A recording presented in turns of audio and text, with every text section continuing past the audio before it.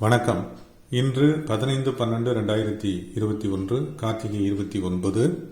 இன்று காலை நிலவரப்படி வானிலை. இன்றும் தொடர்கிறது குறுகிய நேர வெப்பச்சலன மழை. வட தமிழக மாவட்டங்களில் இன்று மழை குறையும். சென்னையை பொறுத்தவரை இன்று மழை வாய்ப்பு இல்லை.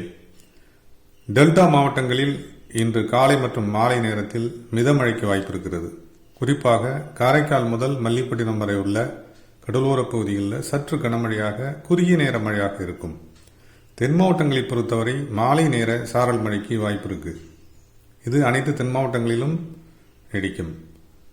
திருச்சூர், ஆலப்புழா இடைப்பட்ட கேரள பகுதிகளில், அரபிக்கடல் ஓரப் பகுதிகளில் மிதமான மழை வாய்ப்பு இருக்கு. திரிகோணமலை, அனுராதபுரம், புத்தளம் இப்பகுதிகளுக்கு தெற்கே உள்ள தென்னிலங்கை முழுவதுமே இன்று குறுகிய நேர மிதமழைக்கு வாய்ப்பு இருக்கிறது. இலங்கை அருகே வட இந்திய பெருங்கடல் பகுதியில் நிலவும் சுழற்சி 1005 HPA என்ற அளவில் குறைவழுத்தம் நீடிக்கிறது. இது அடுத்து வரும் 3 நாட்களில் வடமேற்கு வங்கக்கடல் பகுதிக்கு வந்துவிடக்கூடும். அதன் பின்பு இந்நிகழ்வு தீவிர நிகழ்வாக மாறவும் வாய்ப்பிருக்கிறது. தென்சீனக்கடல் நிகழ்வினுடைய நகர்வும் சமகாலத்தில் நகர்ந்து வருகிறது. அதாவது அந்தமான் கடல் நோக்கி நகர்ந்து வருகிறது.